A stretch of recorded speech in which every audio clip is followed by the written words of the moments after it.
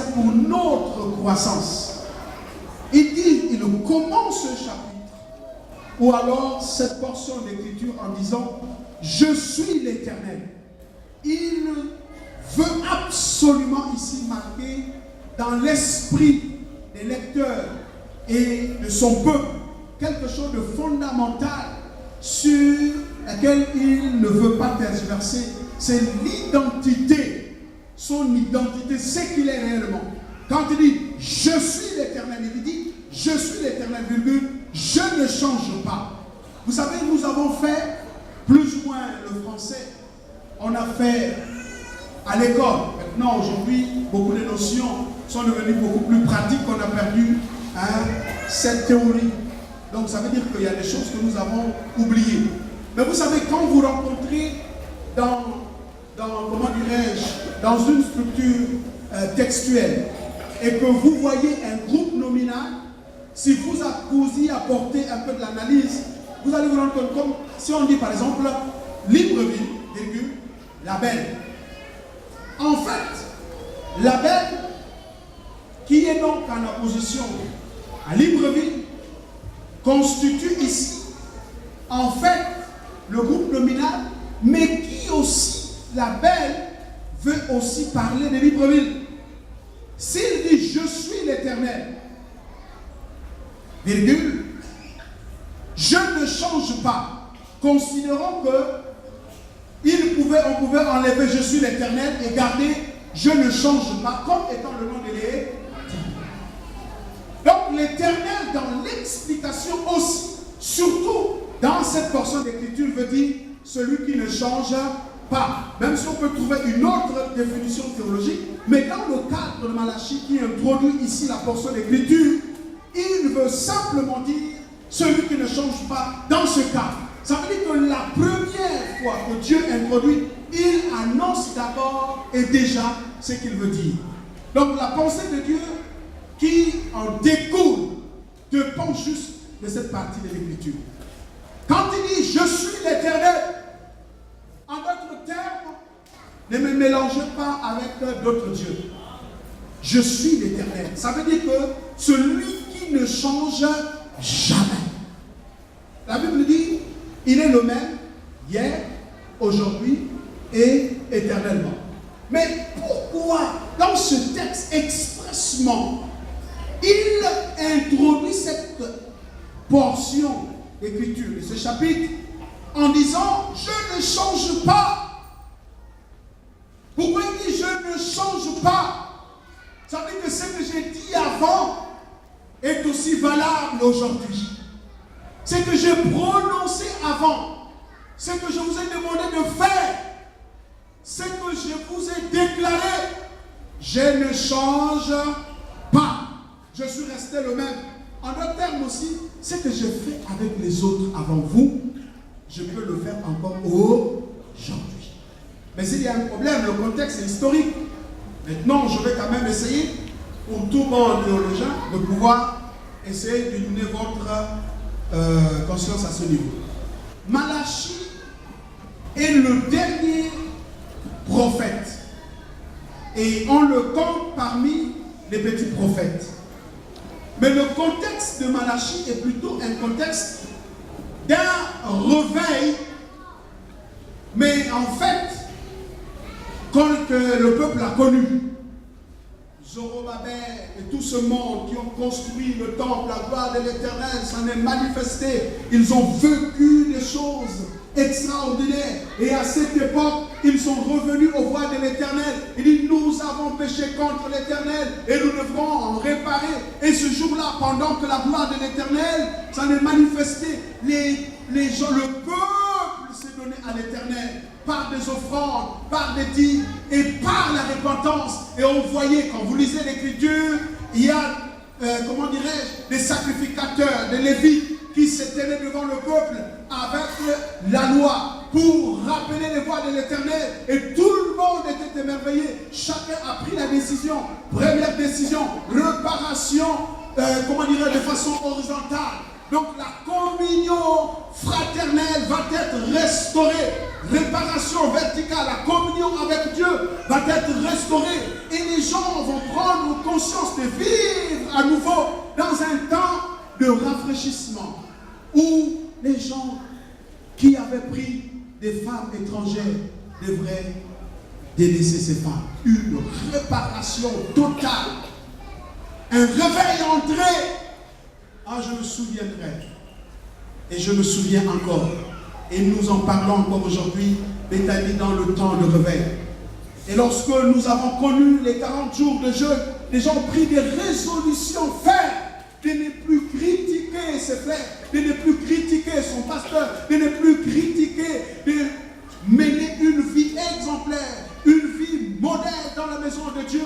Le péché avait été banni, la repentance était profonde, les larmes pouvaient décrire l'expression même du cœur qui était dans la contrition vis-à-vis de son Seigneur.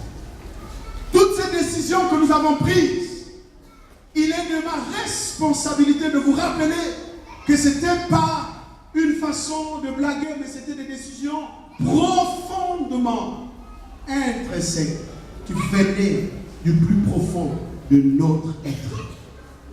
Chacun de nous avait réformé ses voies. Chacun de nous avait changé sa façon de parler. Chacun de nous voulait absolument faire ce qu'il y a un temps où ce peuple avait réformé ses voies. Où les pères se posaient la question alors qu'ils pleuraient.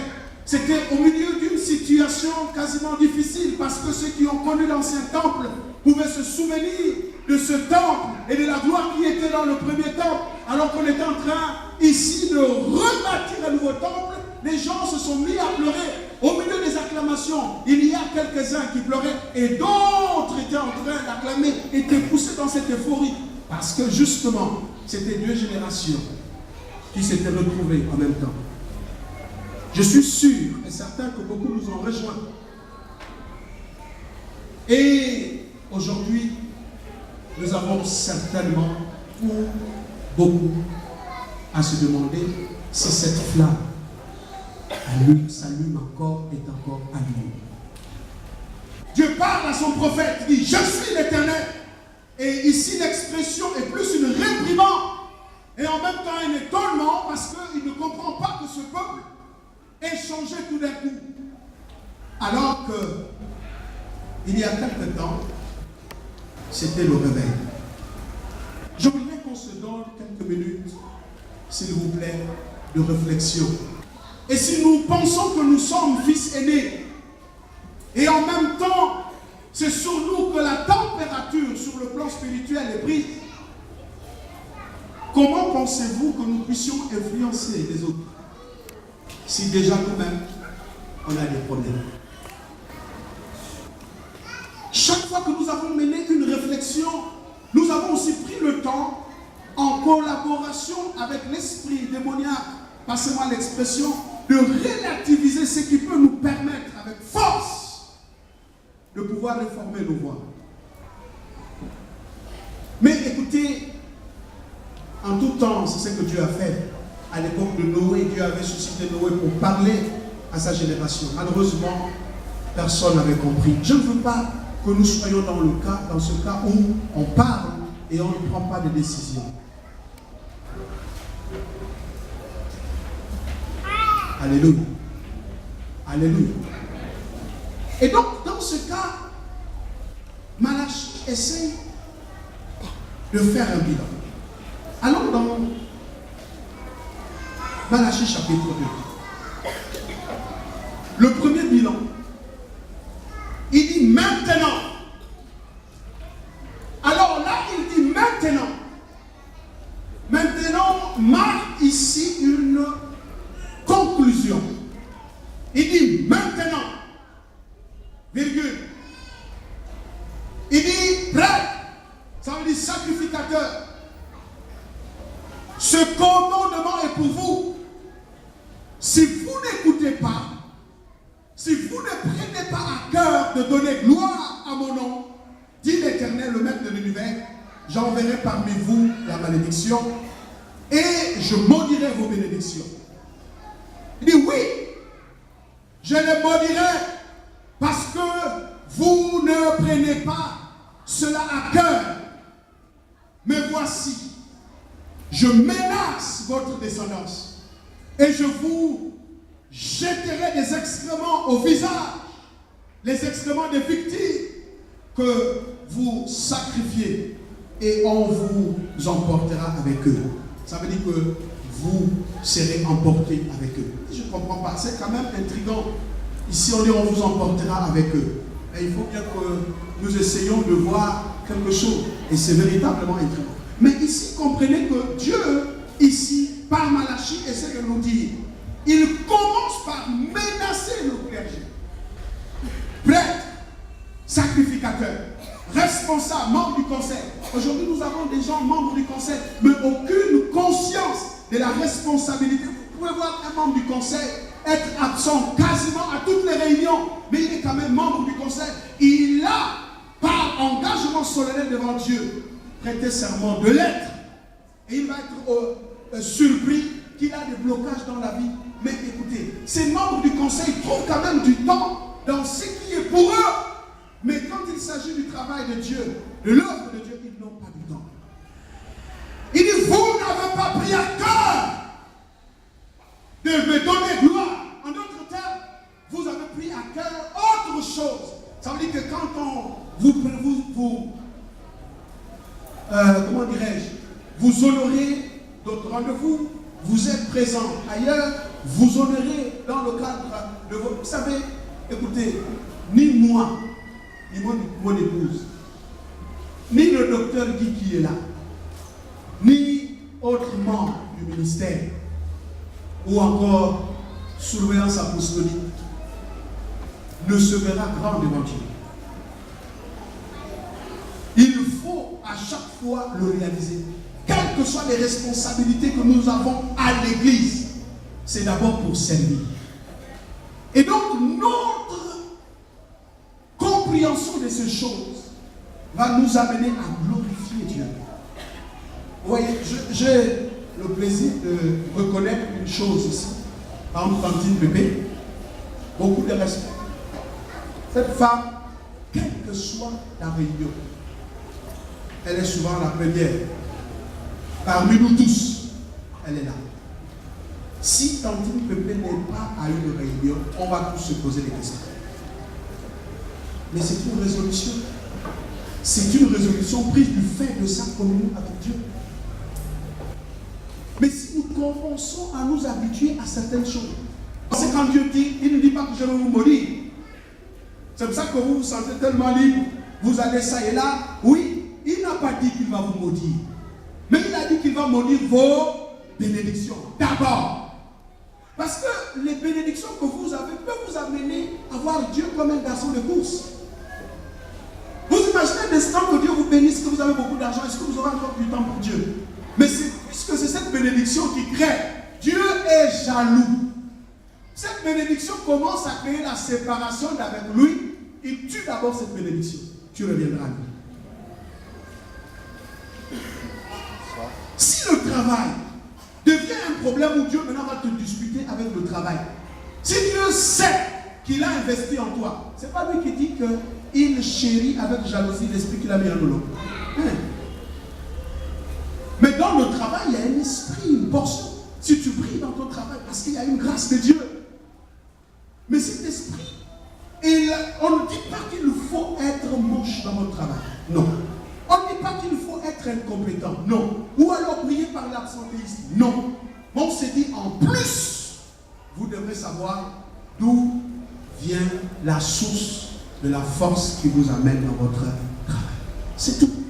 Il dit, je maudirai vos bénédictions. Vous savez, Dieu, dans sa miséricorde, peut nous laisser le temps. Mais écoutez, je vais vous expliquer ça. Mais il dit, je maudirai vos bénédictions. Vous savez, si quelque chose commence à créer une séparation avec Dieu, à moins que tu dis, Dieu, oh, je ne veux plus être chrétien. Ah, bon, il va même me dire, bon, ok, tu ne veux plus être chrétien, ça veut dire que tu me réunis comme père. Ok, il n'y a pas de problème. Là aussi, je règle la même manière. Mais si tu penses que ta vie, tu l'as donnée à Dieu, sachez une chose, que en fait, chaque fois que vous aurez un acte méprisant à l'égard de Dieu, il y a des choses qu'il n'acceptera pas. Moïse était, la Bible dit que quand tout le monde, quand je parlerai à tout le monde, c'est dans des visions, dans des songes. Mais quant à mon serviteur, Moïse, mon serviteur, je lui parlerai face à face, comme un homme parle à son ami. Moïse était l'ami de Dieu.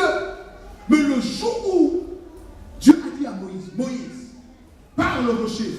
Moïse est venu en colère. Il a frappé le rocher au lieu de parler au rocher. Dieu dit, ah, tu ne m'as pas honoré de qui? Regardez le problème.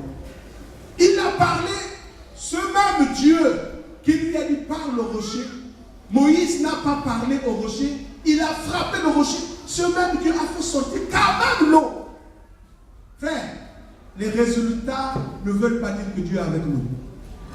Vous allez avoir l'impression, oh mais oh, il m'a béni là, oh, mais j'ai un nouveau véhicule, oh mais moi ma santé c'est bon. Les résultats ne veulent rien dire. Interrogez Dieu, il vous dira à ce qui vous concerne quelle est la résolution qu'il a prise. Il y a des gens qui en fait, Dieu leur donne le temps simplement de revenir à lui. Et puis il a dit à Moïse, tu n'entreras pas, tu mourras ici. On va t'enterrer ici. D'abord, moi-même, je vais t'enterrer.